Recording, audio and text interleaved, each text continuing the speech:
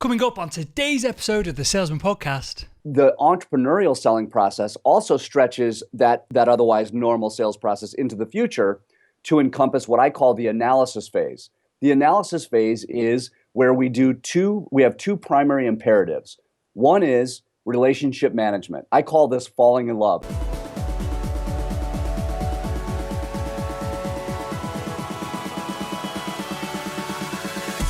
Welcome to today's episode of the Salesman Podcast. I'm your host, Will Barron, as always, and welcome to the show. I appreciate your time and energy in tuning in. On today's show, we have Craig Wortmann, and we're talking about the differences between entrepreneurial and perhaps startup selling versus the B2B and corporate world and what we can learn from each other. You can learn more about Craig over at salesengine.com. And with all that said, without further ado, let's jump into today's show. Hi, Craig, and welcome to the Salesman Podcast. Thanks, Will. Thanks for having me. I'm glad to be here. You're more than welcome, sir. And today we're going to dive into a topic which I think could probably span over multiple shows, but we'll see how deep we go into the rabbit hole straight off the bat with this. But I want to look at the differences, and I don't know if this is something that you've coined or whether it's an industry kind of term, but entrepreneurial selling versus the professional and B2B selling that we all know and love here in the audience and myself.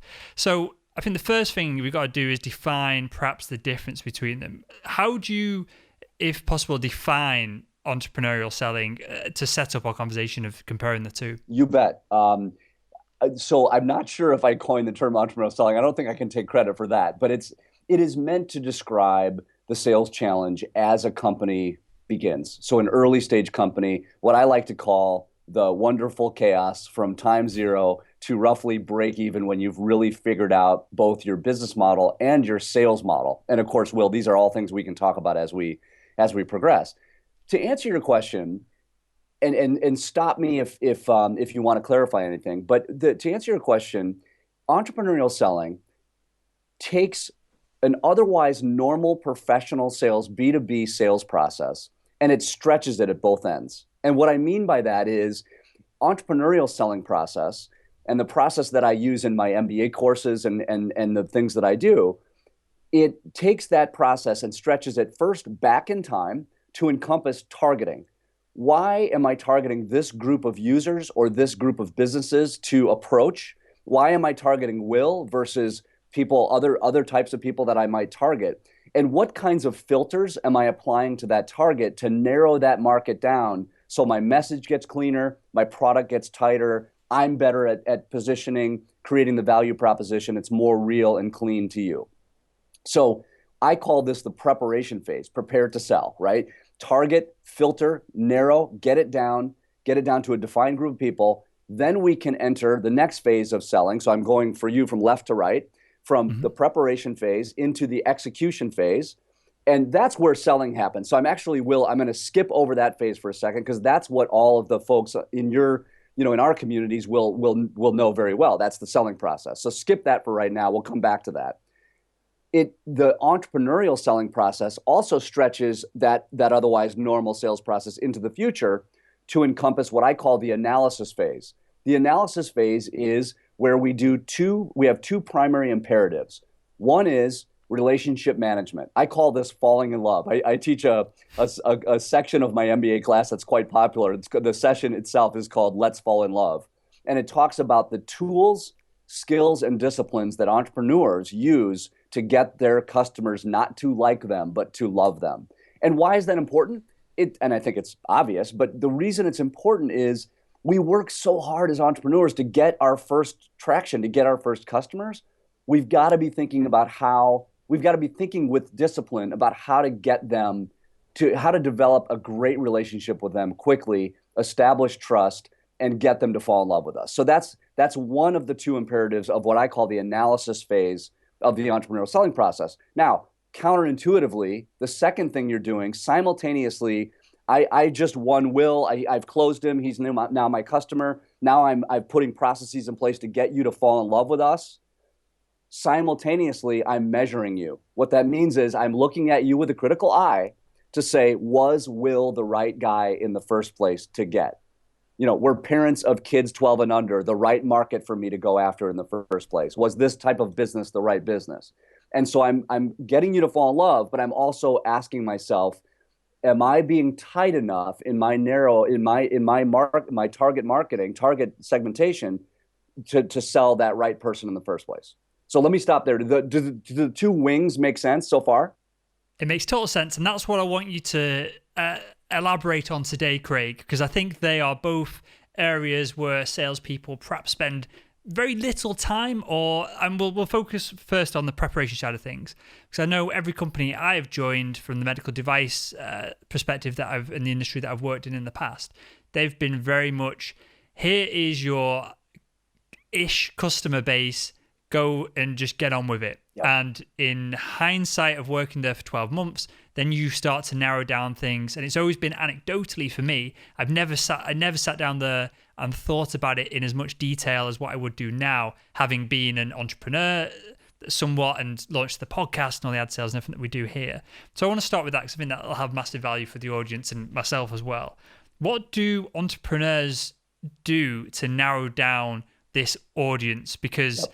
I think a lot of B2B, and to put it into context, I think a lot of B2B salespeople they'll be told, go out and close some deals with companies of this size, with this many employees that need our product. Right. And clearly that's a massive market, and it's very unlikely that your product is very specific or broad enough to go after that market. It's more likely that if you narrow things down and spend that bit of time preparing, you're going to have greater efficiencies along through the sales funnel. So what do entrepreneurs do at this point that perhaps salespeople don't? Well, you are alluding, you're right there. So you're alluding to one of the biggest problems in entrepreneurs, one of the biggest mistakes that we as entrepreneurs make. And I wear this, honestly, in my first business, I'm a 3-time entrepreneur. So Will, I come by this lesson learned very honestly. I made a huge mistake in my first business, which I'll share with you.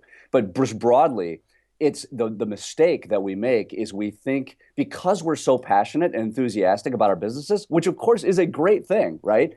We over enthusiastically believe that we can solve the world's problems. We can be all things to all people. And whether it's a piece of software, a podcast, a set of services, a product, whatever it might be. I sit on boards of companies that are in healthcare, that are app companies on the iTunes store, all kinds of different things. And we see the same mistake repeat itself, where we believe that we can sell to all kinds of different people. That may be true, but not at the beginning, right? When you're just getting started and the product or service itself is taking shape, you've got to be, and it's very difficult and counterintuitive. You've got to be narrower rather than wider. And so, 2 quick stories to share with you by way of illustration. One's the bad one and one's the good one. And I'm at the center of the bad one, right? So it's my mistake. When I founded my first company, I raised $3.5 million. And I sat down with my board, who was obviously also my investors right at the beginning. And I had a whiteboard in front of me and they said, Craig, who are you targeting? And I made the classic error. This is embarrassing, right? I drew a pie chart. And I said, we were educational software. So I said, here's the education market in the United States in 1999, 2000. It's $1.3 trillion. Then I drew a nice big pizza slice. And I said, the corporate education market is $65 billion of this $1.3 trillion. We're going to go after that. And furthermore, we're going to go after the Fortune 500 companies, the 500 largest companies in the world. Why? Because they have money. And that was it. And tragically, my investors looked at me and said, go get them, kid, right? And I'm not suggesting that was their fault. It was entirely my fault. And what I say to my MBA students or anyone who will listen is that thinking is very lazy. And here's the reason why. What I discovered, and you alluded to this, what I discovered very quickly and horribly was that that's not a narrow market. I thought I was patting myself on the back thinking, gosh, how disciplined am I? I'm only going after 500 companies. Well, the question I always ask is, how many different companies are in the Fortune 500? And the answer is about 475, right? There's a couple car companies, there's a couple oil companies, right? They have some commonality. But, Accenture, Deloitte, the big professional services firm, has nothing in common with McDonald's, right? They're other than they're large, they're huge companies. And so think about this. What this does for an entrepreneur whose product and service is still taking shape, the words I say to describe that in the sales process is still taking shape. And in the morning, I'm at McDonald's, and in the afternoon, I'm at Deloitte. These are completely different conversations. Muddies the water, makes everything blurry and unclear and confusing. And I thought I was being so clear, and the potential customers are looking at me and listening to me going, what are you talking about, right? So that's the bad example. Let me give you the good example that I really like. This is a true story. 4 or 5 years ago now, an entrepreneur, a former student of mine in the business school, called me. He said, hey, Craig, I'm on my way to New York. I'm coming through Chicago. Can we have a cup of coffee? I want to talk to you about targeting. And I said, sure. So we sat down and I said, who are you going to target? He said, and I'm abbreviating all this for quickness. He said, well, we've got a software package that salespeople can use, sort of a CRM package, right? And it's very clean. It's very simple. And so we're going to target companies with salespeople. And I thought, uh-oh, right? He's gonna make that same mistake that we all make. But this guy is a really, really experienced and brilliant entrepreneur, and he didn't stop. He said, we're going to target companies with salespeople, Craig. But the way we've designed the initial minimum viable product here, the initial version of the product is we've kept it very clean, very simple. It's not a huge feature set. So we're going to call on smaller companies. So we're going to call on companies with 1 to 2 salespeople. He took a breath, and then he said, now, we also brought from Israel a very, very experienced user experience designer who put a lot of energy and effort into the design. We think it's very beautiful. So we are going to sell to companies with 1 to 2 salespeople who are web savvy. So we're going to talk about web design houses, and we're going to go after architecture firms because they're going to uniquely appreciate our value proposition when it comes to design. He takes one more breath, and he says, and because I'm moving to New York, and I have a great network in New York, I'm going to target companies with 1 to 2 salespeople that are web-savvy architecture design firms that are in New York. If you think about that for a second, how brilliant that is, how clean and disciplined that is, that's how we should target in the preparation phase. I call that filtering. I call what that guy did and what I didn't do filtering. Get it down, because if you think about it, and I'll just use this New York as an example, and I don't know this in reality, but I'll guess there's probably 300 to 500 firms in New York that would fit that description. A good entrepreneurial salesperson can talk to those companies in 3 weeks and determine whether he or she has a viable, what Steve Blank would call a validated market, their validated set of customers that's big enough to warrant going after them. It makes total sense. I want to come on to this idea of being viable, being too narrow, being too broad. But I've got an example of my own on this. I don't think I've mentioned this on the podcast before. Perhaps I have. But when I left my medical device sales role, I started a show called The Upgraded Ape Show. It's still in iTunes. It still is almost frustrating in that it still gets thousands of downloads every day, even though I haven't updated it in a year. That's great. And I had the problem that you just described of essentially it was so broad. The idea behind the show was how to upgrade your brain so you can perform better at work. And the conversations are great, the interviews are great, the reach of the show was incredible. It's far quicker growth than what we've had with the Salesman Podcast, even though we've now surpassed that the mark that the Upgraded Ape Show got to. But when I came to then selling sponsorship for it, I had entrepreneurs, housewives, athletes, you name it, every single person possibly imaginable listened to the show. And so it's very difficult to then narrow down the targeting, the ad space and all this to give for the messaging, which is the word I scribbled down as you were giving your examples, and the messaging was very wishy-washy to try and incorporate everyone into it. So that was the lesson learned, hence starting the Salesman Podcast, B2B sales podcast for men, millennials, who work in the B2B sales profession. Right. And how do we know then? Because an entrepreneur can very practically test this in that they can clearly see what they can work out backwards of. I don't know you know all the specific words for this, but essentially how much money they've got from funding in the bank. Yep. They can source out how much time they've got, how many customers they need to get in, and they've got almost a path there to break even and move beyond that point.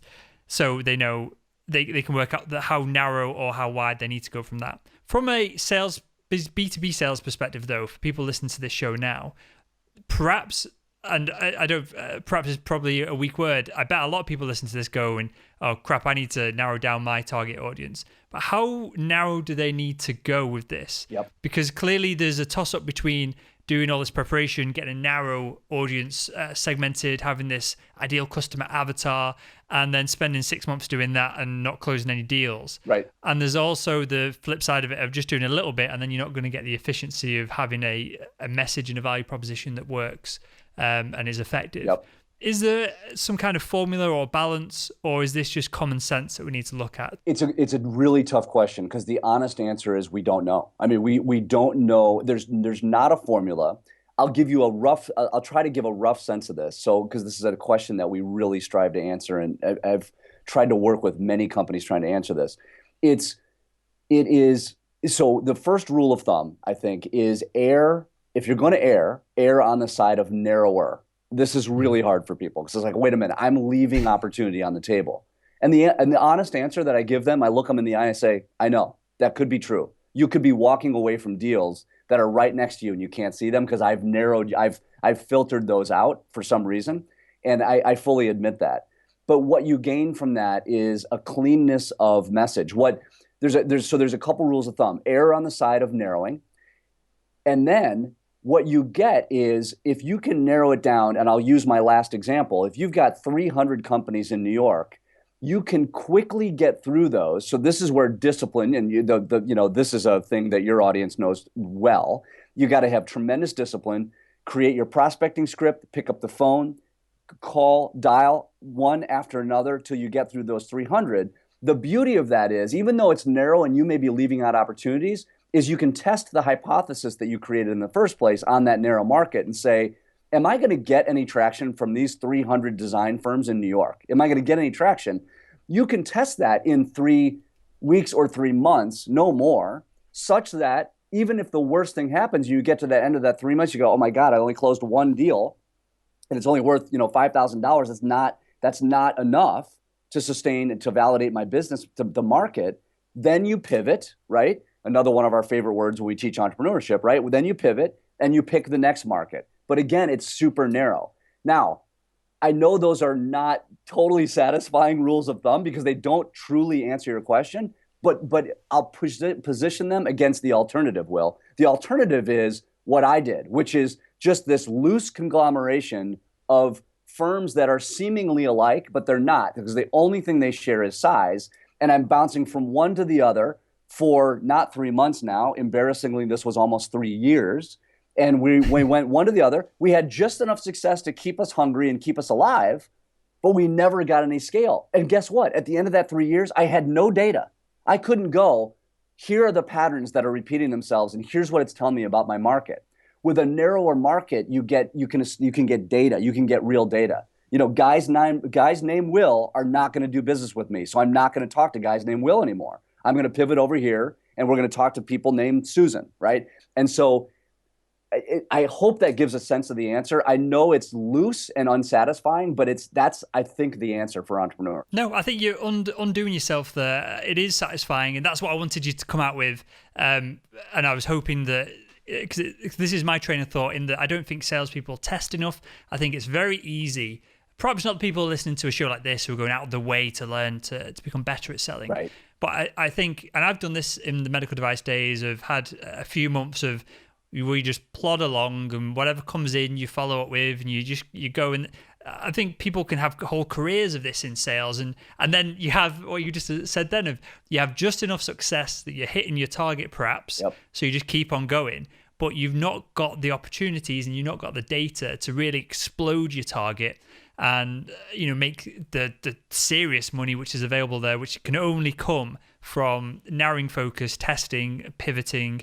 And these are probably some new words perhaps for the audience, but I think they're the best ways to describe it. And to move on from that, because there's so much to go through here, Craig, I want to skip again the execution side of things, and I want to come on to the step 3 of the analysis, and this turning customers from customers into massive advocates and referral machines and all the right. there's some names of some books that have just come out of the top of my head and the cliche terms. But I think, again, this is something that entrepreneurs perhaps do because they have to at the beginning when they're launching a company. But again, I think salespeople can close a deal, move on to the next one and plod along and perhaps not have to get into all this. So what do entrepreneurs do to really ramp up this advocacy of and to make their customers love them and their products that perhaps salespeople aren't doing? Well, so in the analysis phase, what I refer to as that third stage of the entrepreneurial selling process. So the targeting phase, the preparation phase, the execution phase, where you're actually selling, you're meeting the market,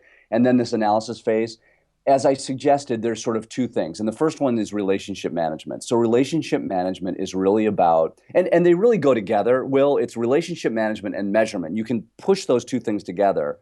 What I like entrepreneurs to think about is that, yes, you close the deal. Yes, you should be extremely happy, but that should launch a new set of processes and skills and disciplines that are embedded in your business to cause people to fall in love. And I don't think that's controversial at all, but I think it's almost never done or done well. And again, I own all this. I had to learn this myself across 3 businesses. So one of the things I always say and pound the tables with entrepreneurs is when you close a deal, selling doesn't end. It just moves to a new phase with new tools. And what I mean by that is the first one I like to encourage entrepreneurs to do is a classic process that you know, which is called the win-loss debrief.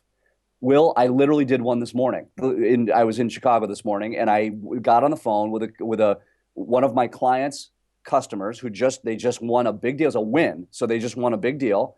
As an outside third party, I'm not part of their company. As an outside third party advisor, I got on the phone with this company who is over the moon. They're excited, right? And I said, I conducted a classic win debrief, which was basically, and I'm dumbing it down, but it's why did we win? What were the specific criteria you used to make the decision? And here's the punchline. What could we have done better in the process of engaging with you?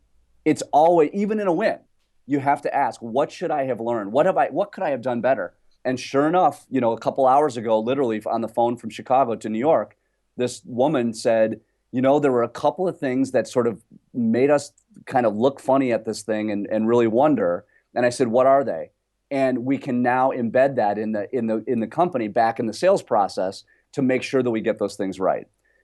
Same deal with a loss debrief. A loss debrief is incredibly insightful, where when you lose a deal, wherever in the sales process it happens, in your execution phase, you lose a deal, and I'm the guy who lost the deal, and I reach out, you're my potential customer that I just lost, you went with somebody else, and I write a very concise email, and I say, Will, obviously we're disappointed to hear the news, but we totally respect your decision.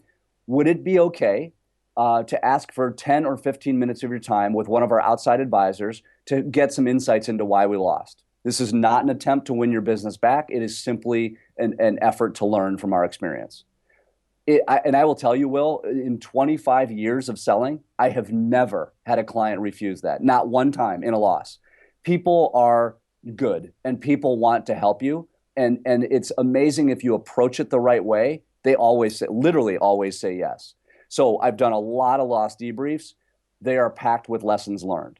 So let me just interrupt you here please. For a second, Craig. How do you get, it might be how you phrase it, it might be the way that it's communicated, but how do you get them to go deeper than this person was cheaper, which is a very easy and convenient answer, but clearly most of the time isn't the big decision behind it. So I have a loss, Will, I have a loss debrief template, and it's a few questions that actually repeat themselves. And I'll give you a couple examples. So, Will, now we're doing a loss debrief. Will, and I'm an external advisor. What could Susan have done? What could Susan and the team have done better in the process of engaging with you? You answer that question.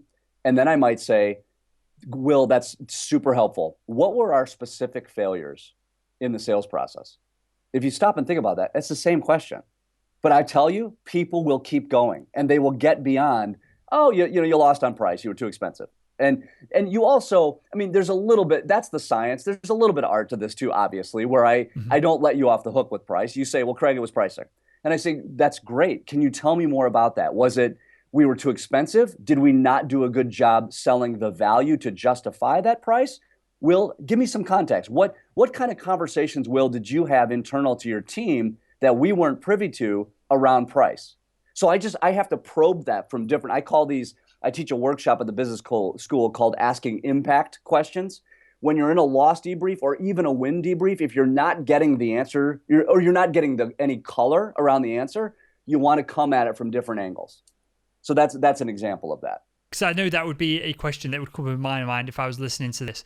There's probably go deeper into that of how do you separate your emotions of being angry from losing the deal and not ask leading questions unintentionally. But I think that's probably a whole show in questioning and impact questions in itself. Well, it's also a function of we strongly recommend having an outside advisor, because if I lose a deal with you, I can't do my own loss debrief because I'll be too emotional and I won't hear you. And B, you won't be honest with me. You won't say, hey, Craig, you were a jerk. Or, you never responded to any of my voicemails. Why didn't you ever call me back?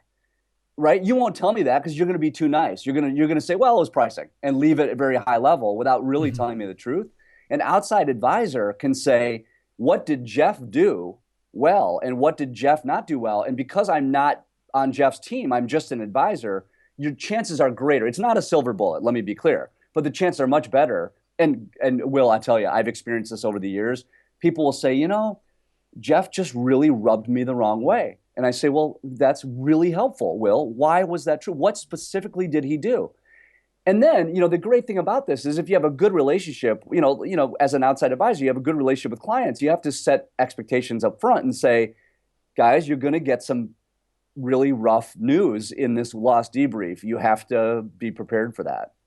But I'll tell you, I've never had somebody receive even really tough news, like they've been a jerk or they've been unresponsive or whatever. Everyone goes through that set of human emotions when they get bad feedback, but they often go, God, that is really helpful. You know what? Next, I will try to step up my game when it comes to responsiveness or whatever the feedback is. Incredibly powerful. And look, just to finalize the answer to this question, this is a simple step. This is not a 10-hour process. It's less than an hour. And if I told you you could learn, a week's worth of content in an hour, would you do it for free? Of course you would, right? That's what the win-loss debrief is. And something else you mentioned, which I think is super applicable to probably more so the founder, and then it probably fades. And by the time you get to the sales team, once your company's got that size that it's built a B2B sales team around it, it probably jumps back up a step and then probably fades back down as you go further and further down the food chain.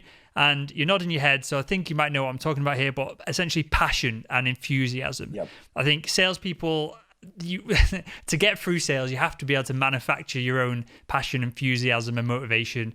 Otherwise, you're not going to last very long. But clearly, the founders of the company are going to have the most passion because it's their baby, it's their product, it's their thing that they've birthed into the universe. How much of a benefit and how much of this passion, when the entrepreneur and the founders are selling, how much of that closes deals versus when you get down to the salesperson who's perhaps not as passionate and clearly it's a job for them. They're never going to have that amount of passion. I don't care what anyone says. How much of a deal breaker and a difference does that make? It makes you nailed it. It makes a huge difference. I mean, I spend a lot of my time trying to crack this question, and it's a really hard question because you're right to say the sales team, and I've been on both sides of this, Will. I've been the founder of the company, and I've been the sales guy who's hired by the founder of the company. I've been on both sides of this coin. The sales team will never be I won't say the sales team will never be as passionate as the founder. They'll be passionate in a different way, right? And so there's that. I think the best thing we can think about is that we as salespeople, and I hope this is not so high level as to be useless, but we as salespeople need to find what is unique about the company that we work with, and the solution and the team. Find those things that we have passion about and make sure that those are the things that we are talking about in the sales process. And I'll give you an example. I think salespeople, and I've certainly made this mistake over my career, is, we're selling a solution. So we get intimate with a solution. We really understand all its moving parts. I can tell you the solution with my eyes closed. It's easy, right? And it becomes a little rote and it becomes a little uninspiring, right? What I always encourage salespeople to do to find that passion is to say, and I'll ask sort of strange questions, but I say, tell me about the last time someone in the office just went way above and beyond for you. Now, chances are that's happened. And I have seen salespeople come to life. It was some customer service person or somebody in the company that's not even related to sales that just went above and beyond, or a client that went above and beyond for them. And then I say to them, do you just see the energy that you had just now? Use that in your sales process. The next sales call you make, tell that story, right? And obviously, Will, I wrote a book about stories. This is in there. I mean, this is the kind of stuff you got to be able to tell those stories, because if I'm talking through my solution, which of course I have to do in the sales process, and you, Will, are looking at my solution saying, Craig, this makes sense. And then I say, you know what, Will, let me tell you something that's not directly related to the solution, but it's related to the implementation of the solution. We have a woman on our team named X, and when she gets in front of your people, she will blow them away. And here's how she will do it. And I tell a story of what she did to go above and beyond for a client. That is what sells. And again, your audience knows this cold, but that's what sells. That energy and enthusiasm of just that little story about that woman in my company who went above and beyond for a client, that's the stuff that people attach to. And again, I could go deep into the research and why that's true. It's emotional versus intellectual, all that sort of stuff. But that's how I try to get salespeople jazzed up and passionate versus the founder. The founder always has that thing that we salespeople don't have. The founder, he or she, has the founding of the company, what we call the creation story, the origin story. Why did I do this? Right? Now, I can tell his story or her story, but I won't tell it with as much passion as he or she does. But I sure as heck can tell stories of people around me with the same passion. Does that make sense? That makes perfect sense. I've got one question for you before we move on to the questions I ask everyone that comes on the show. Yeah. And I want you to answer this with just perhaps one word or a sentence, because it's a whole show in itself. Okay. But do you feel that salespeople don't use stories enough? Yes. Okay, Craig, I've got a couple of questions to ask everyone that comes on the show. First one, who do you think is the world's greatest salesperson? Oh, man. The world's greatest salesperson. I'm going to, this is a very American answer, and I apologize for that. I'm going to pick two. Can I pick two? Sure. One from culture and one from business. Steve Jobs from business. And I'll tell you why. And this Steve Jobs is probably a very common answer, but I'm going to give you maybe an uncommon reason for why he's my choice. He prepared like no one else. My favorite word when it comes to sales is discipline. I believe that the world's most successful salespeople are highly disciplined, and there are lots and lots of anecdotes if you read Steve Jobs' biography about why. We often talk about how Steve Jobs was creative and innovative, and he certainly was. He was also an incredibly disciplined person in sales. He prepared, the legend has it that he prepared, and this is in a bunch of books, when he did a 1-hour presentation for the iPhone launch or whatever it would be, he prepared 9 times. You've got the biography in front of you. I love you for that. So, he prepared 9 hours for every hour he was going to be in front of an audience. That's just discipline. I mean, show me another salesperson, myself included, who practices that much. So discipline. And my other answer is Martin Luther King. I've studied him. And again, I'll give a sales answer for that. I know he's a cultural icon. But if you look and you analyze his speeches, which many people have done, that combination of intellectual argument wrapped in an emotional wrapper as a storyteller and a guy who studies great speeches and stories, there was no one better than that. And, I think we could all argue that he changed the world. And so that would be my maybe unconventional second choice for salesperson of all time. Amazing stuff. I appreciate those insights. And final question for you, Craig. So I'm going to ask every single person who's come on the show so far, if you could go back in time and speak to your younger self, what would be the one piece of advice you'd give him to help him become better at selling? Discipline, discipline, and discipline. And what I mean by that is I started my career at IBM, and I was very, very lucky to start at IBM because they had a very disciplined training process that they put us through, lots of role plays. But as I progressed both as a salesperson and then eventually became my own entrepreneur and started my own companies, if I'm honest, where I was weakest, in my years that I underperformed where I wanted to be, it was a lack of discipline. And I'm not a lazy guy. I'm a high energy guy. I get up and get after it. But if I'm honest, it was less discipline around targeting, less discipline around having internal processes that really fed insights into my company. And then, conversely, when I was at my best, if I'm honest, it was those years where I said, okay, in this 3 months, I'm going to do a dead sprint on X, and I'm going to get really good at X, and that's what we're going to do. I'm going to get better at presentation skills, and I'm going to do that, and I'm going to call my friend Will, and I'm going to send him a video, and he's going to give me critical feedback, and I'm going to listen to his feedback. That's discipline by another name, and so I think it's that. That would be the advice that I would give to my younger self.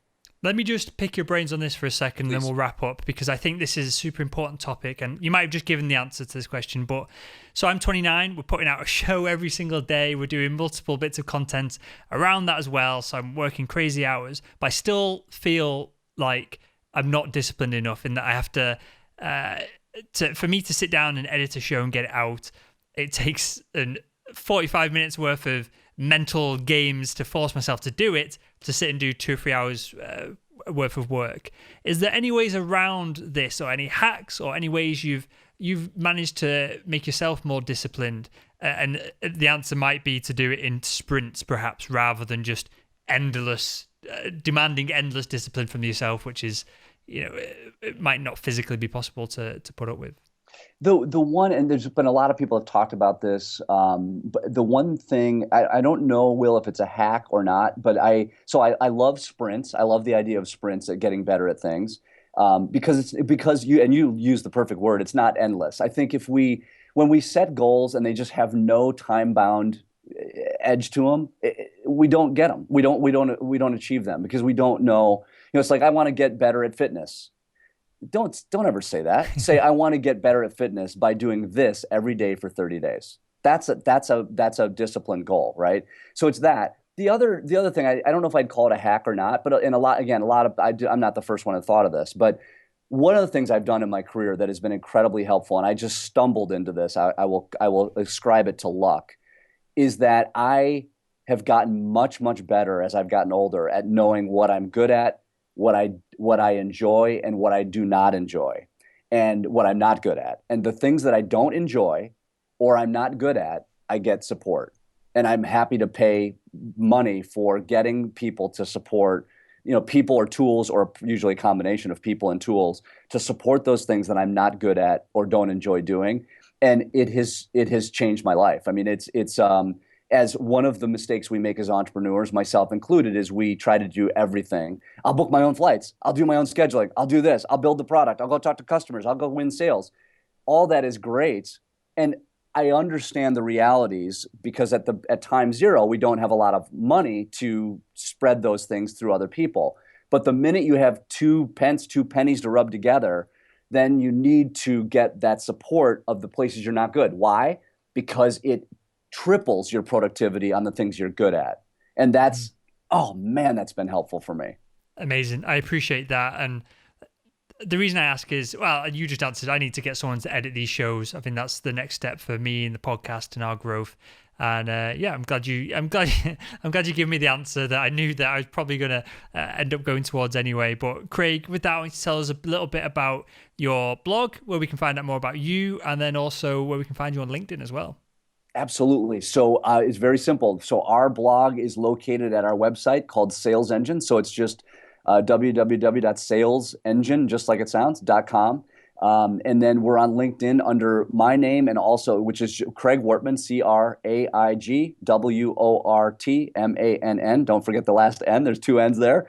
And then on LinkedIn, that, and also at Sales Engine on LinkedIn. So you can find us. We're pretty easy to find. So, Will, I appreciate you asking. The book that I mentioned earlier is called What's Your Story? And that's available anywhere you buy books. And so, we'd love to have people, obviously, as you've developed such a great audience, we'd love to have, if we can be of help to those people, we'd love to do that. Amazing stuff. We'll link to all that in the show notes for anyone who is on the treadmill at the moment or in the car trying to scribble things down on the back of their hand. And with that, Craig, I want to thank you for your time. I want to thank you for your insights. And I want to thank you for joining us on the Salesman Podcast today. Will, thank you so much for having me. And I appreciate your audience listening. Those of you who've made it this far, thank you ever so much. And Will, thanks for the opportunity. And there we have it. Craig, thank you for joining us on the show. I appreciate it, mate. Thank you, Sales Nation, for tuning in. As always, I say that every episode. And if you haven't already, it's well worth checking out yesterday's show with Kendra Lee, which is all about becoming a sales lead magnet and how to essentially have leads come to you using social media and a bunch of other methods. So with all that said, check out that show and I'll speak with you all again tomorrow.